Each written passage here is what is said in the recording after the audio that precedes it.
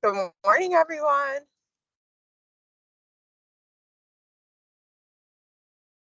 Good morning.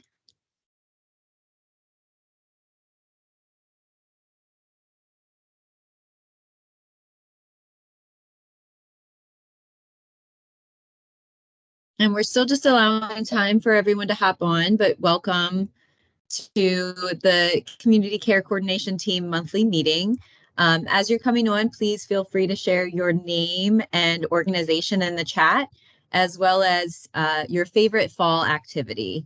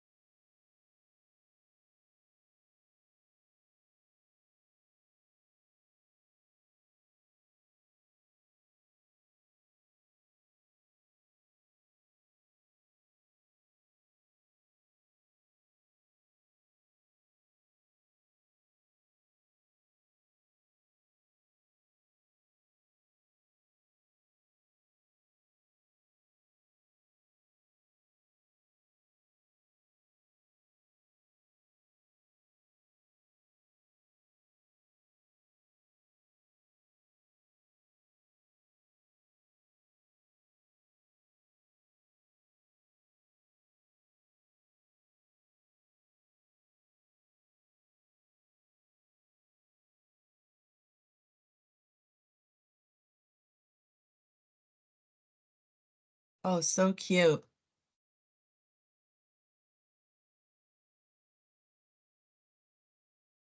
Thank you. And for everyone who's just joining us, we just ask that you put your name, your organization, and your favorite fall activity in the chat. I think we can go ahead and get started, and we welcome everyone to continue putting their information as the chat while we into the chat while we have our opening slides. If we have any new members that were not a part of last month, please feel free to raise your hand and introduce yourselves out loud. We won't be doing a full round robin today for time's sake.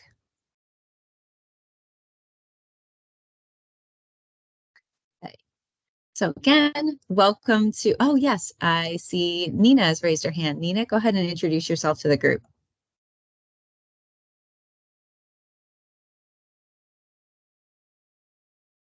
And I think you're muted. That is so embarrassing. I really pride myself on never being that person until today. Hi, everyone. I'm Nina Ward. I'm a program chief with Behavioral Health Services at the Prince George's County Health Department. I oversee a number of programs in the reentry and assessment, screening, linkages to care, treatment space. And I'm really excited to be here. Thank you, Nina. I also see Rachel Sherman. Yes, good morning, everyone. My name is Rachel Sherman. I am the Director of Nursing and Clinical Advocacy with Hospice of the Chesapeake. So I have multiple job roles, but internally I support nursing and advocacy and promotion of the nursing profession, and externally clinical advocacy, so connecting with community leaders and other organizations to promote hospice and palliative care services in the county. Thank you. Nice to have you on. Anyone else that's joining the CCCT for the first time?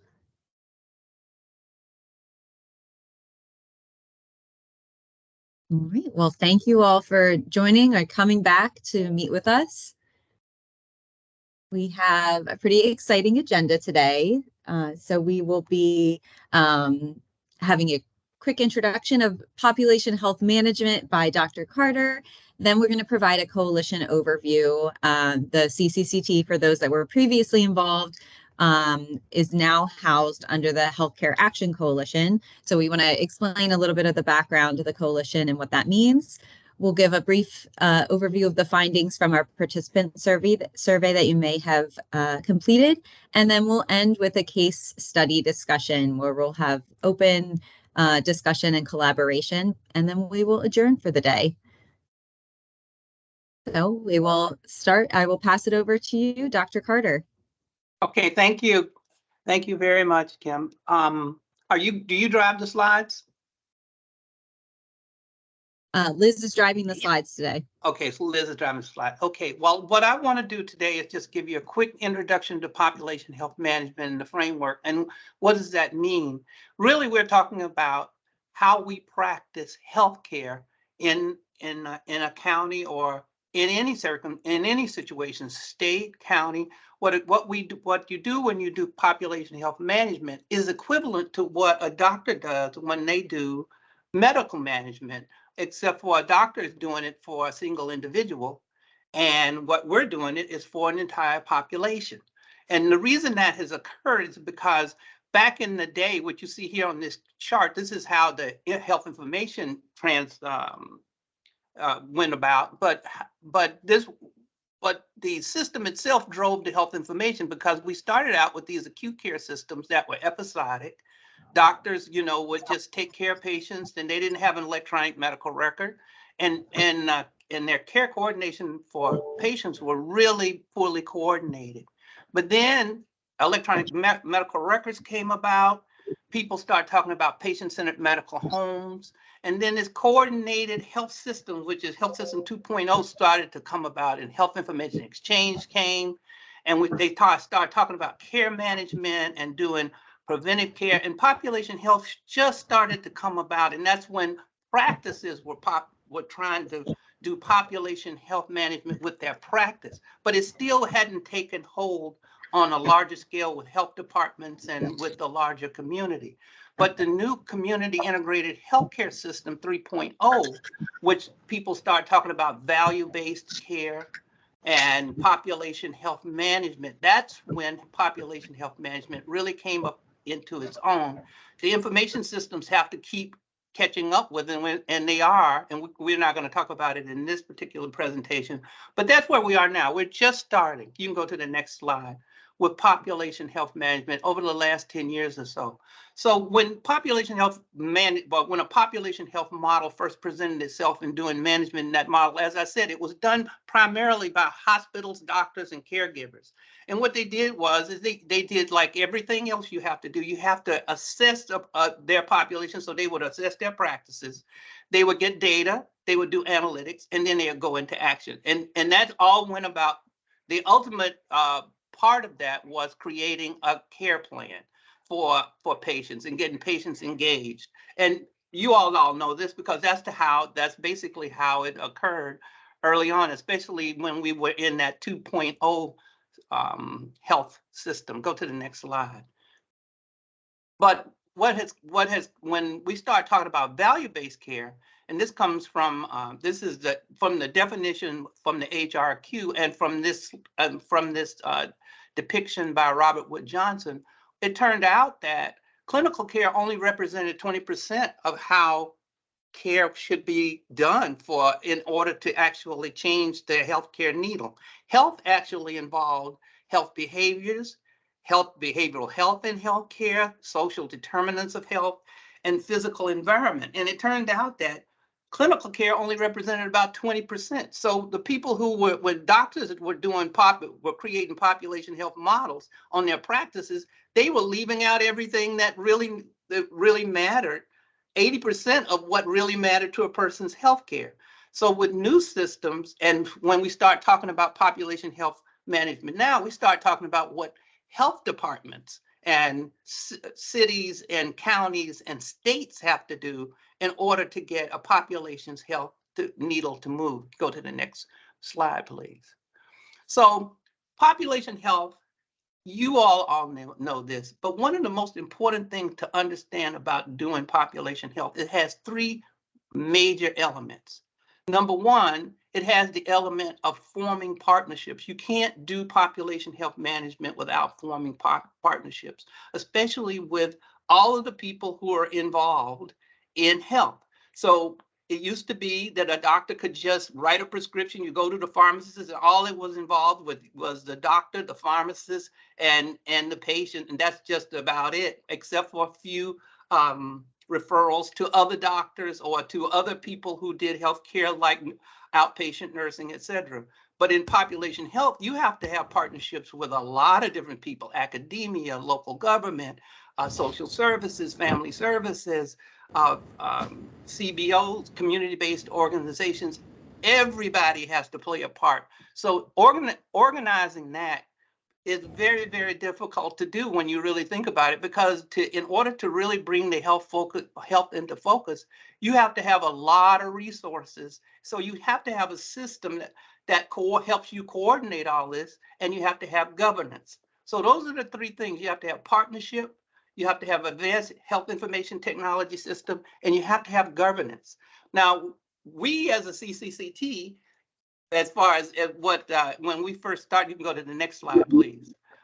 When in our population health model, what we did was we started back about 10 years ago developing that governance system, and the CCCT actually played a major role in helping us govern how we did population health management.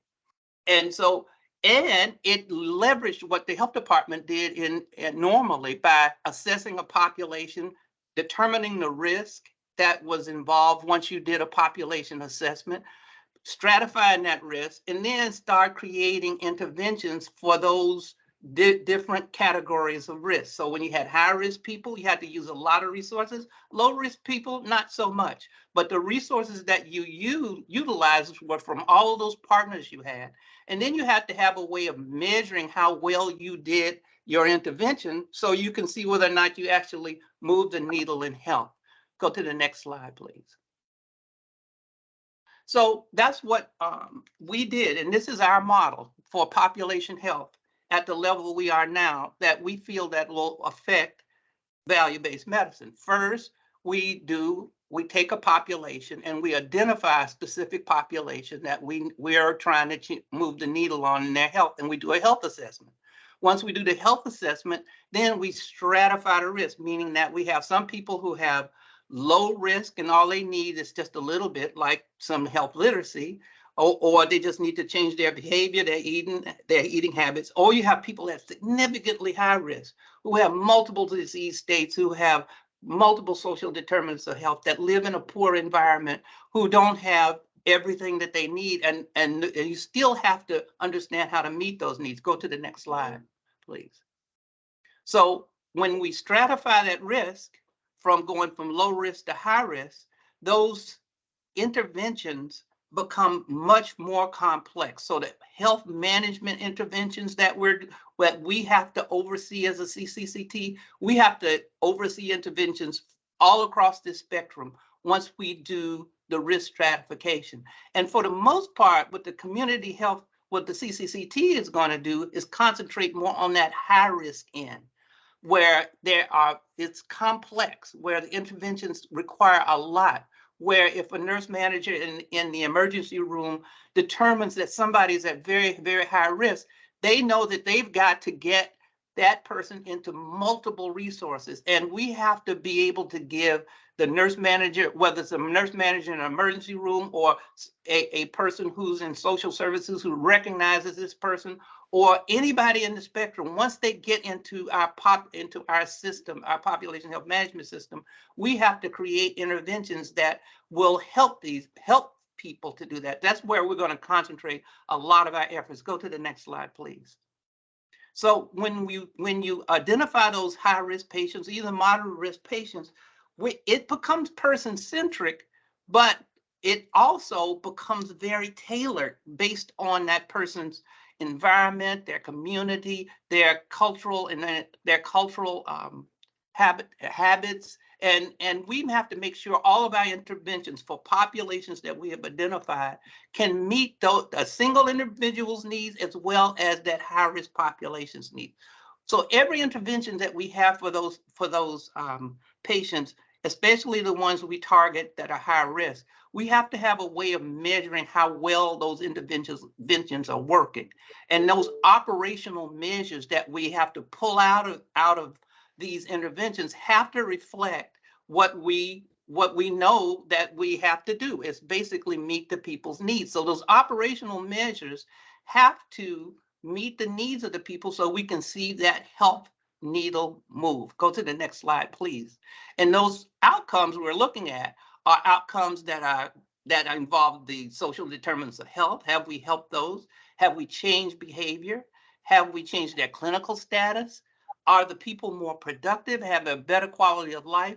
And if we help with the population in general financially, meaning that we've improved the health system so that it doesn't cost so much because we've helped people do and get to health services in a way that doesn't cost as much as it did when we didn't do our intervention. Go to the next slide, please. So once we evaluate these outcomes, then we can go back and tweak those systems and figure out how well we did this. Now, when we did this in the health department, we started with our health enterprise zone. You all may remember that. That's when the CCCT was born. And since that time, we've been growing how we do our population health management. We had, of course, a hiatus during the pandemic, but we've got to come back strong. This is where we are now. We're at countywide population health management. You all are the people who are going to help us get to the promised land. So we're putting a lot on your shoulders here.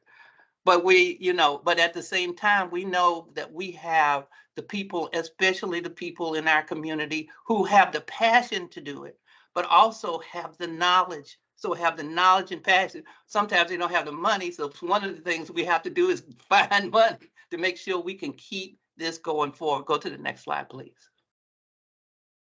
So this is where we are. And I don't know if I think I hand it over at this point, Kim, or do I go through the mission and vision? I can't remember. You can certainly hand it over, but I want to give a chance. Does anybody have any questions or comments for Dr. Carter?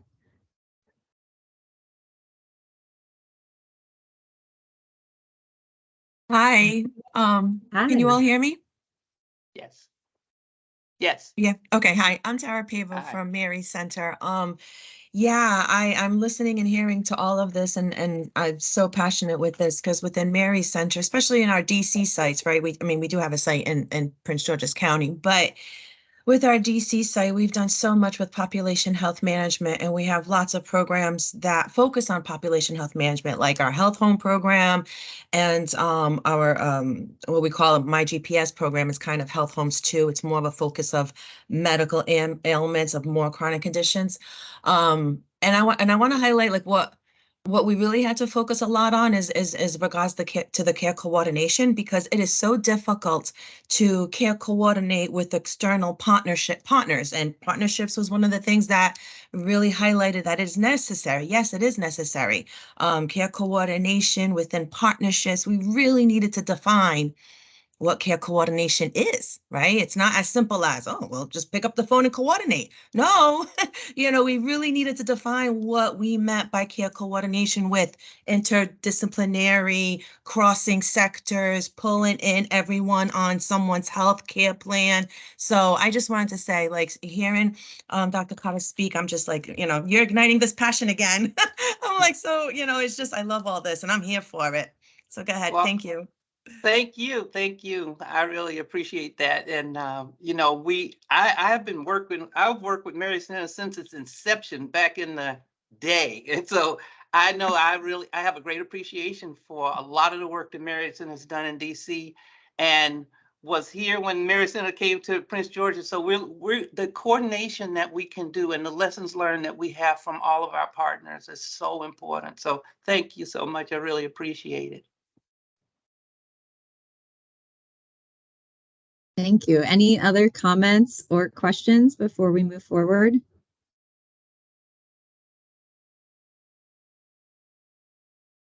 All right, well, feel free to continue either raising your hand or putting questions and feedback in the chat.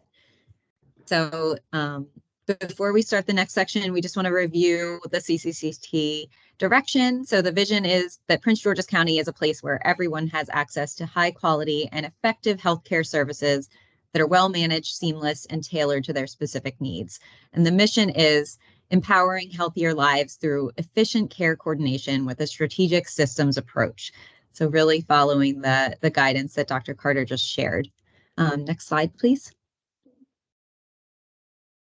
So I want to give just a quick overview now that the CCCT is housed in the Healthcare Action Coalition. I want to make sure that everybody has an understanding of what the Healthcare Action Coalition is and what are our responsibilities as a group under the Healthcare Action Coalition. So the vision of the PGHAC is to elevate the health and well-being of everyone in the county. And we do understand, I think everyone here understands that health is a shared responsibility, and all of our members come from sectors like health and human services, transportation, parks and rec, nonprofits, academia, and everyone else across the board.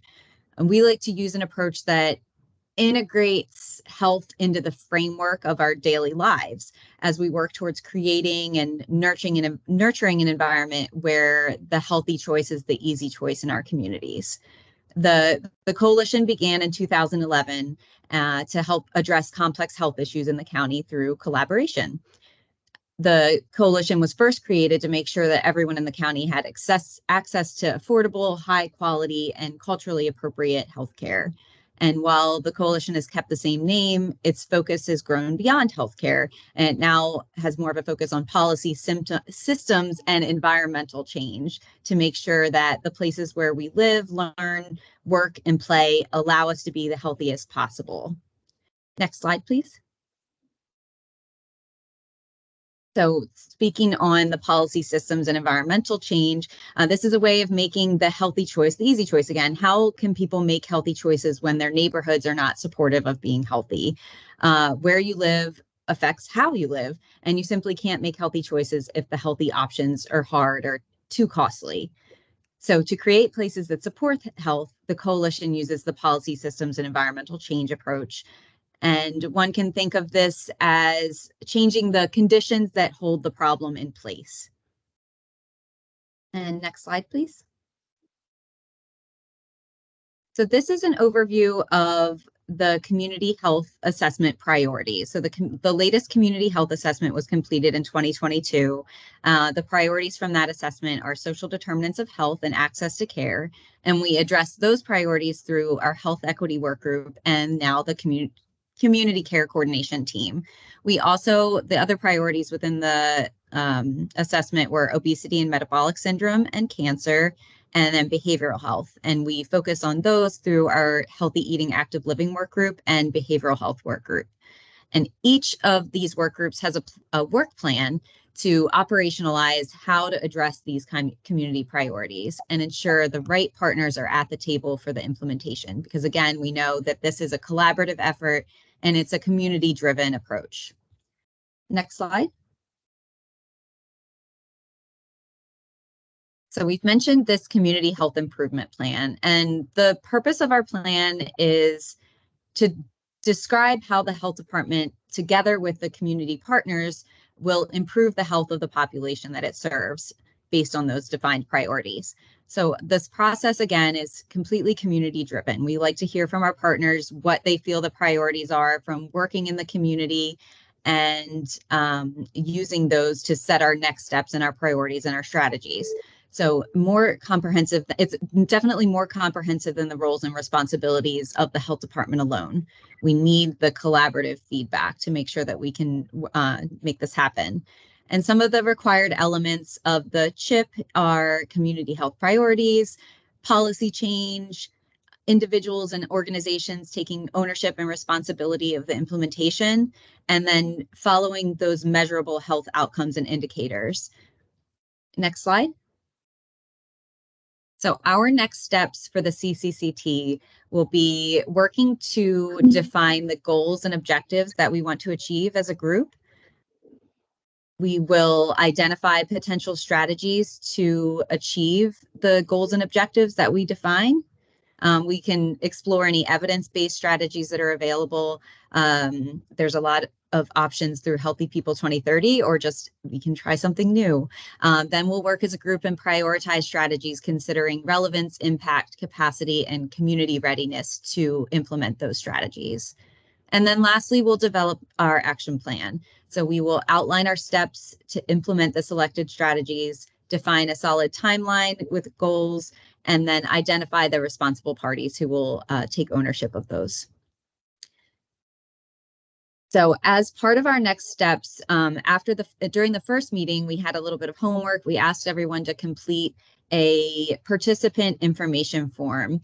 And Liz is going to go over some of the preliminary results of that form, which I think feeds into our work to define the goals of this group.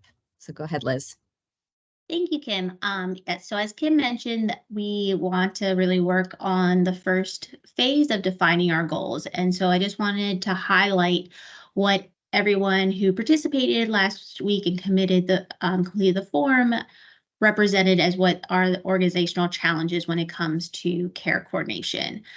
So as you can see, housing and connectivity are the top two challenges, followed by funding, staffing, and I'm happy for all those who are not having any challenges, who submitted none, and then behavioral health resources, food, education, stigma, and childcare resources. So taking this baseline information that we gathered from all of you, because as Kim highlighted and as Dr. Carter highlighted, this is a group effort, and it's not solely based on one organization, but really based on all of the organizations in the county working together. So based on that, we wanted to do a case study discussion. So based on the findings from the participant survey, we found housing and connectivity are the main challenges identified by the group. So the following case studies are shared by community health workers, and they will help us work through identifying the next steps and barriers to providing resources and care. The goal of this activity is for information sharing. So we ensure that connectivity exists between the CHWs and the community resources, identify where there are gaps and use that information for the basis of the CCCT goals, and discuss difficulties with making referrals to CHWs or other resources. Before we begin, I just wanted to highlight again how this is just a phase of the ongoing issue regarding referrals related to housing and connectivity. We are starting this exercise with when a referral is received to the community health worker, but we also in our ongoing work want to discuss the challenges and barriers of actually making a referral. So I heard some new partners today from various health systems and organizations. So moving forward, we will also want to discuss what are the challenges in even making a referral, and what barriers are you receiving, and how can the connectivity just from referral to CHW be a smoother process. So just wanted to acknowledge that part because again, everyone is needed to address these ongoing challenges that we're seeing in the county regarding care coordination. Before we get started in the activity, I just wanted to see if there was any questions or concerns that we can address beforehand.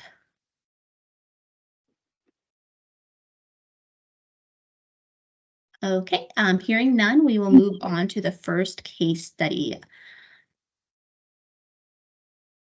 Okay, so the first case study is a senior citizen with pest infestation. CHW and resident both reached out to the Prince George's County Health Department and Aging and Disability Service Division. Resident does not qualify for homeless services as the resident is not street homeless, rather in a dwelling that is not habitual. The resident reached out to the landlord and the situation has not improved.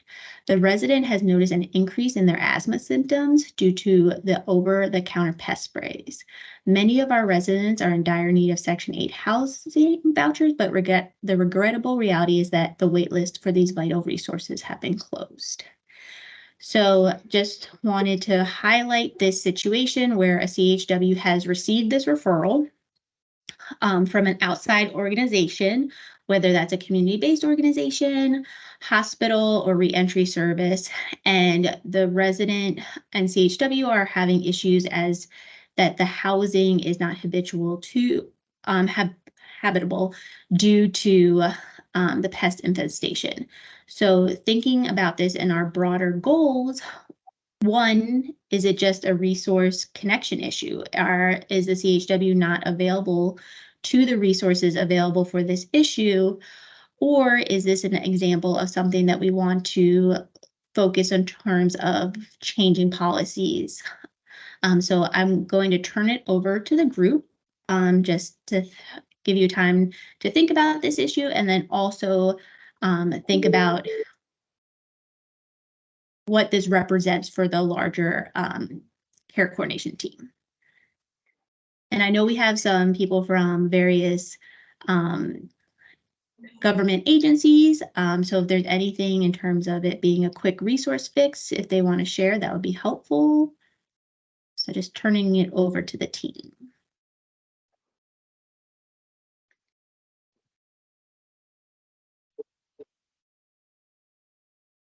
So it is the question here, from my standpoint, from hospice and palliative care, would you want me to weigh in on this case study in terms of how my organization could potentially help this patient?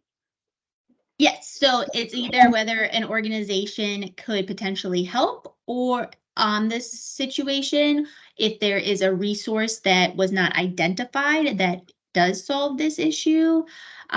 Also, what does this mean for our broader goals as a team in terms of how do we solve situations like this Got it. collectively?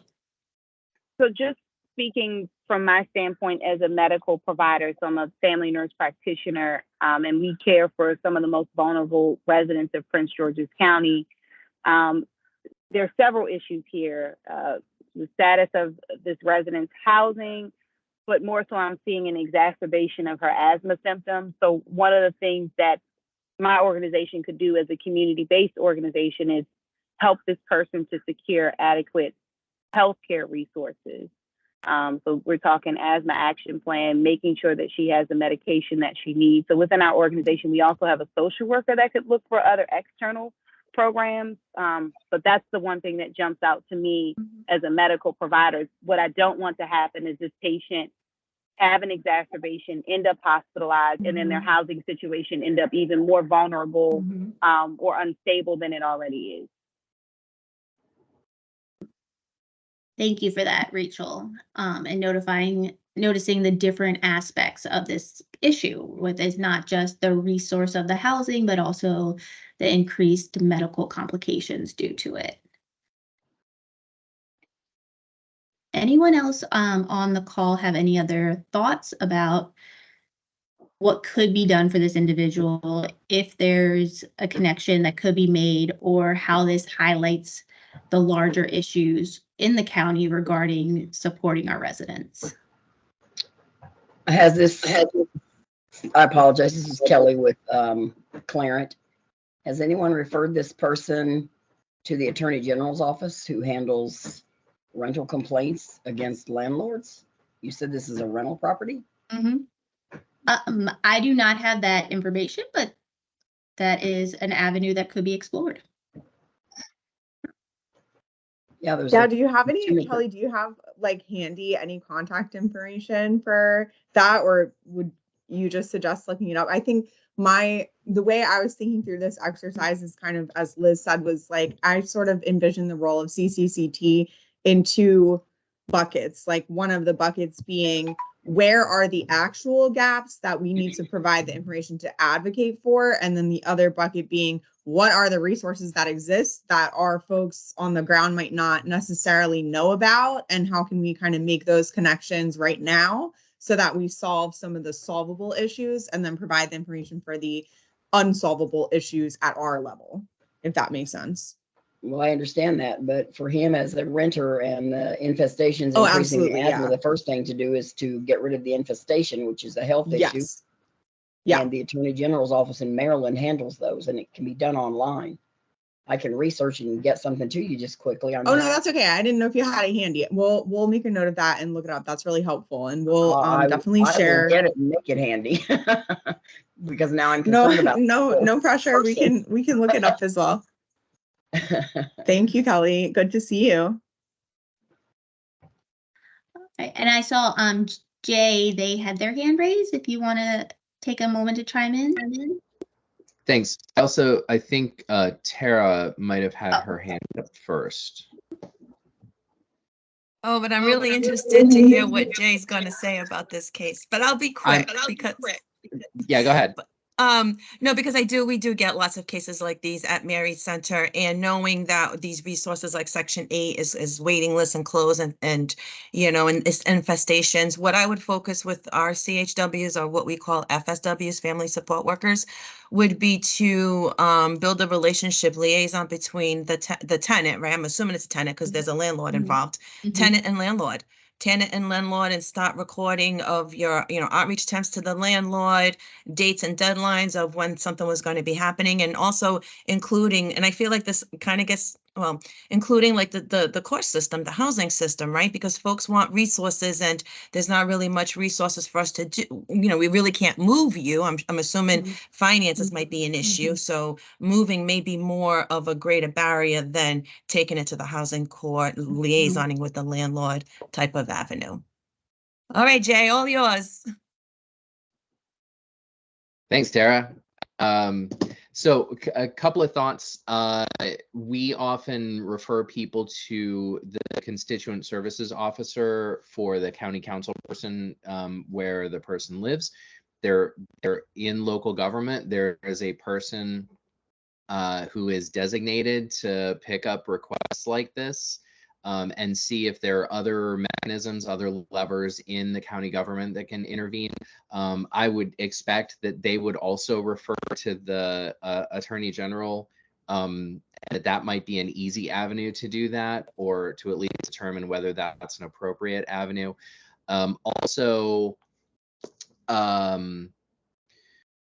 in terms of there was a comment here about that they're not eligible for homeless services because they're not street homeless. There is a little bit of nuance. Oh, sorry, I'm with the Department of Social Services Homeless Services Office. There is a little bit of nuance in that I don't think a pest infestation would be considered by HUD to be to make it a residence not meant for human habitation, but there are things that would. So if somebody's electricity has failed or water has failed, or there are structural damages to the property that have made it uninhabitable, and we've heard lots of stories about people still residing in buildings that were in a situation like that, those persons are considered literally homeless if they're living in a place not meant for habitation. So even if they're still living in a building, that building can be considered not suitable for habitation, in which case they would absolutely be eligible for emergency shelter. The street outreach team could work with them to try to see if there are other kinds of housing resources that we could connect them to. So I just wanted to make sure it was clear that there are some circumstances.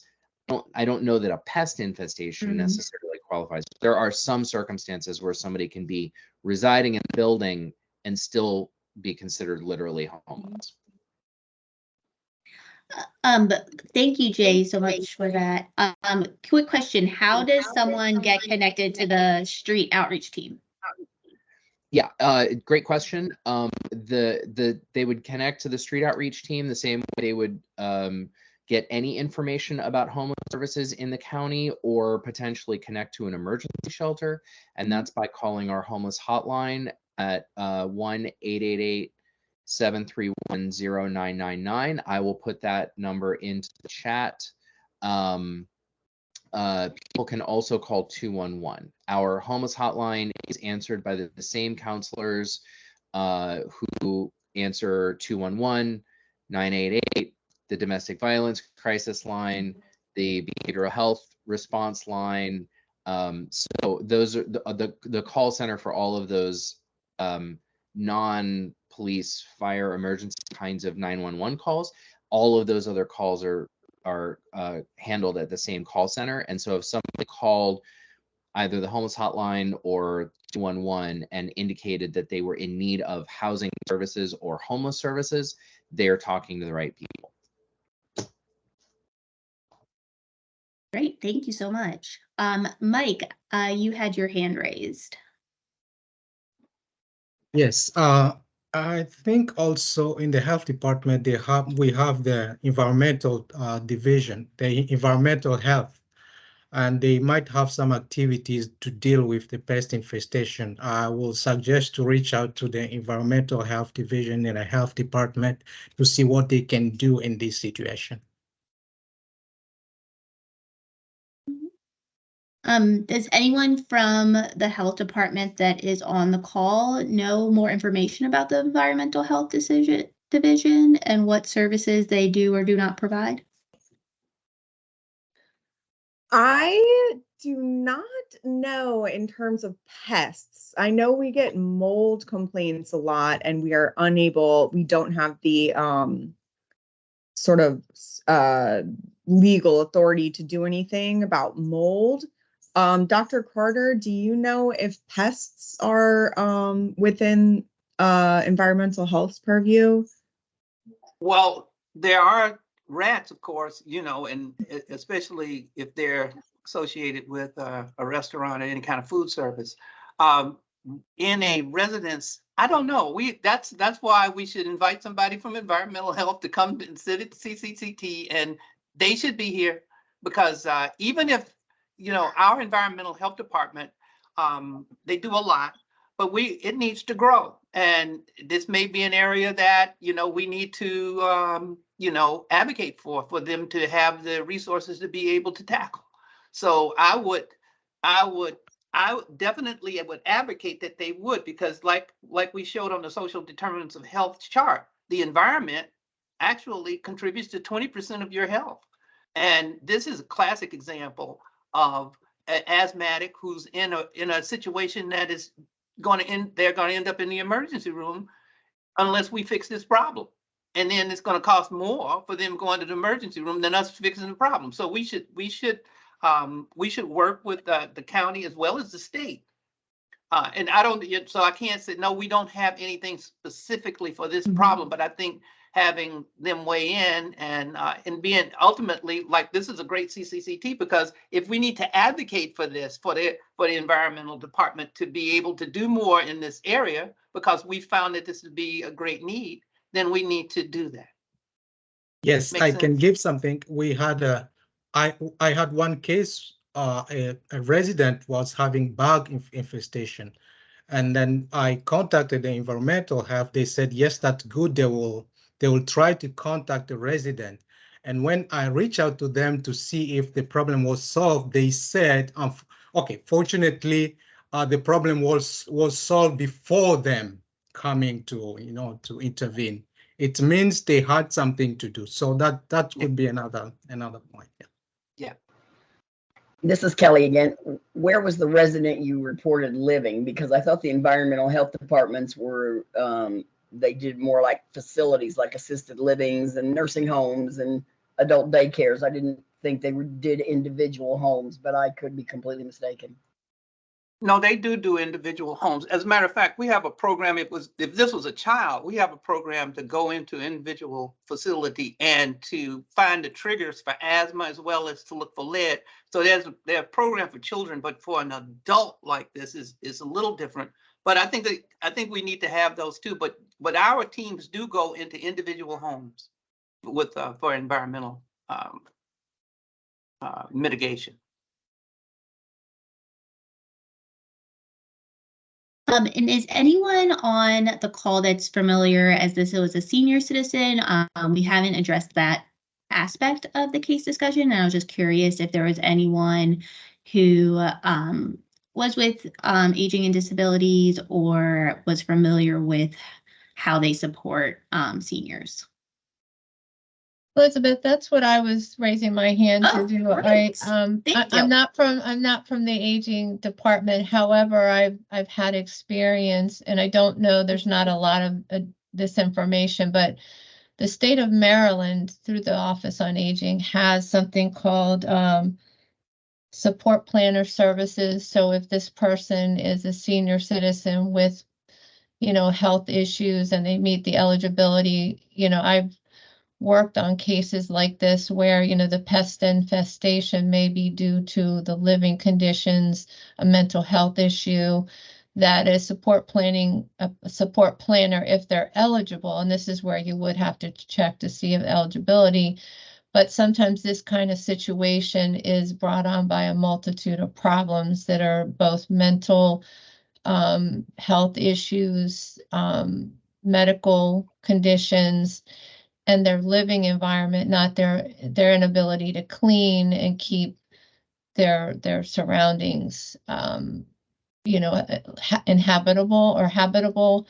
That's where, like, I've worked with somebody, we had the support planning services can go in and get all of that taken care of, and they coordinate all these different resources.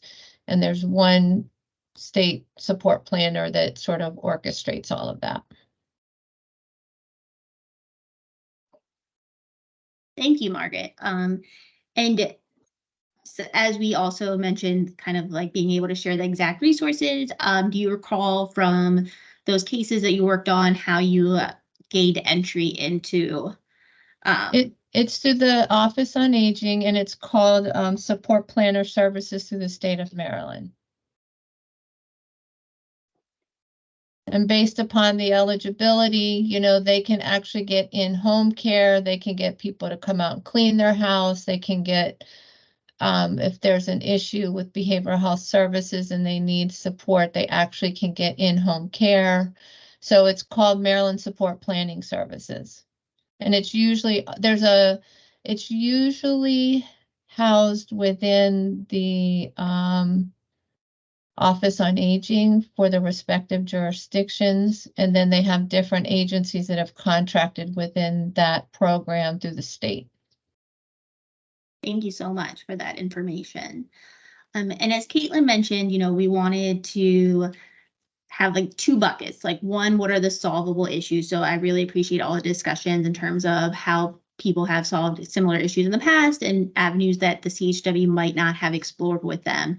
I'm also curious, did anyone have any additional thoughts on the second bucket of how this case study could represent an overarching goal regarding policy that we might want to explore as a team?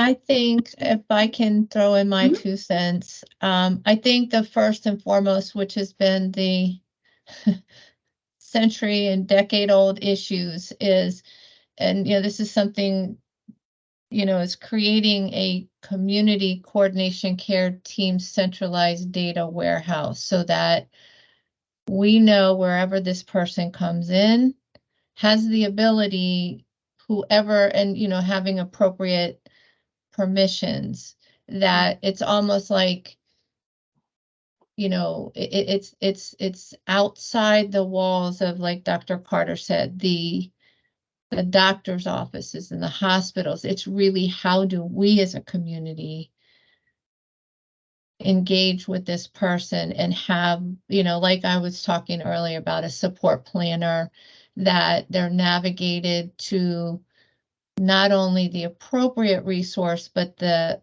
order of resources that they need, because somebody in this situation sometimes becomes so overwhelmed. And if there are multitudes of problems, you have to get them stable and navigated. So, and even people who know how to navigate these systems within the community resources, it can be very hard.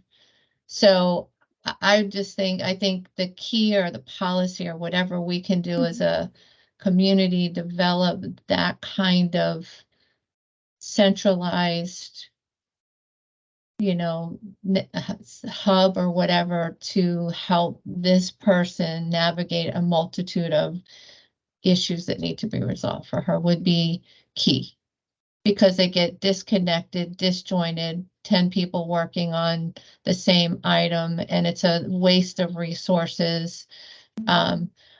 It's been like you, Dr. Carter, I think this has been my dream of being able to help develop something like this. So I am really, really excited. I would give everything I have to help make it happen as well, because the beauty here is that everybody in this call has the ability to make it happen. So that would be my 2 cents worth. Thank you. And Jay, I saw that you had your hand raised. Yeah, I just want to like completely associate myself with Margaret's comments. I totally agree 100%. I remember in the previous incarnation of the CCCT, I remember a graphic that showed a care coordinator right in the center that would be the person that we could all contact if we had questions like this. Like, there's a problem, I don't know who to call. We've actually done something similar on homeless services across the Metro DC region. I'm the point of contact for Prince George's County. So if like somebody in Fairfax comes across somebody who has residency in Prince George's County, but they're getting services there, they can just contact me and ask all of the questions. Like, there is no stupid question, right? They're just saying, how does somebody get into shelter? Like, who do I call, right? So having a person who can do that, I think, is Margaret's point, or having a structure to do that would be really crucial, and it has a lot of policy implications. Also, I have heard 1,000 times people asking for a resource directory, which would be out of date as soon as we created it. And in Prince George's County, across a lot of different avenues, we've decided to go with a call center model where 211 should be the place where people immediately think to call if they have any questions like this. It also means that from a policy standpoint and from a funding standpoint, we need to be asking the question, does 211 have the resources to answer all those questions and to staff up with the people who know all of those resources and enough counselors? I know they answer our homeless hotline, and we ask them to do far and away more than they're funded for. They could probably use twice the funding they have just to do all of the things that Prince George's County is asking them to do. And so I would love it if we both created structures that really got the word out about 211. So it's like, if you're a case manager, if you're a resident, if you're in a situation like this, call 211, they can answer your question, but then also make sure that we're supporting 211 to be able to answer the question, because that's going to be a virtuous cycle. If we can get more people calling 211 to get the information, and we're making sure that 211 has the information and the bandwidth to answer those questions, then more people will think to call 211 because they know somebody that got help from 211, and then the CCSI that runs 211 can go, look at all the people we've helped, but we need more funding, and people will be like, yeah, you get more funding. So I think it's both communicating that 211 is where we are telling people to call if they're in a non-police or fire crisis, but we also need to make sure that we're supporting CCSI in doing that work. Thank you so much. I just really just truly appreciate everyone's different expertise that are coming and their own suggestions, because, you know, this is what it's all about us working together and having our different experiences, our different knowledge base. So just thank you again for everyone who has come to the table and shared different ideas of long-term solutions, as we all are here to support our residents. So in the for time, because we're running out. We did have additional case studies that we wanted to talk about, and we might pause them for another meeting, but just ensure that, is there anyone else who had another question, comment, or concern before we transition to adjourning?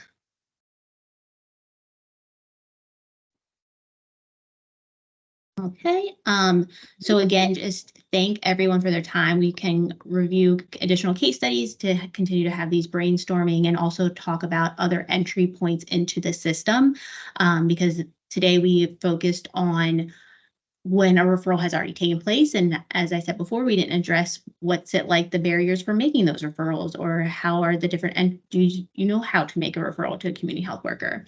Yes, Colleen. Oh, thank you. Sorry, were we going to, part of the agenda was the roundtable that's happening in Prince George's County in November, hosted by Dr. Sherman?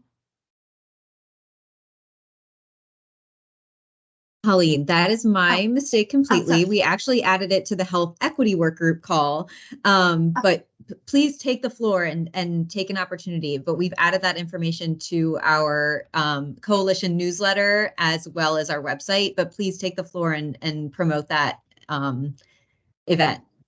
Thanks. Sure, Colleen, I can hop in here if you'd like me to. Oh, I think she went back on mute. So yes, in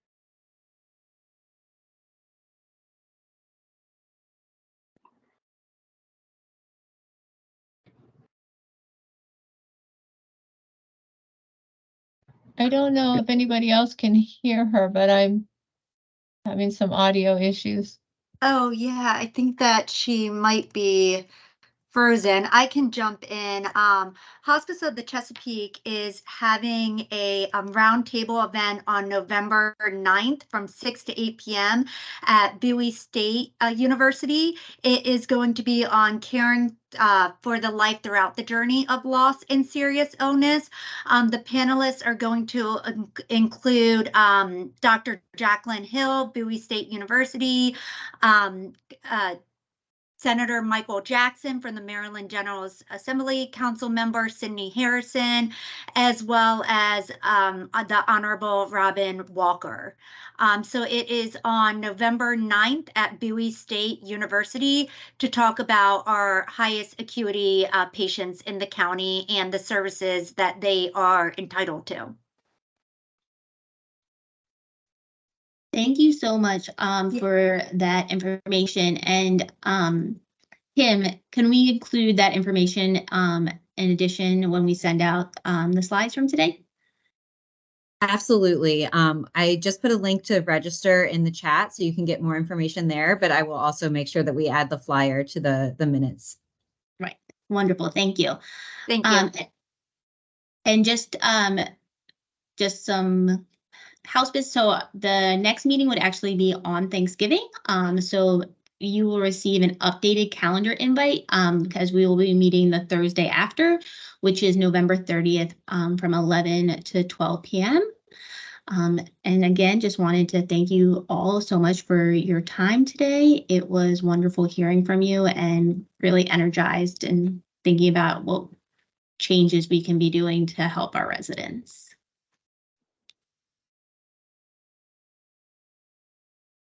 Thanks, everyone. Thank you. Thank you. Thank you. Everyone.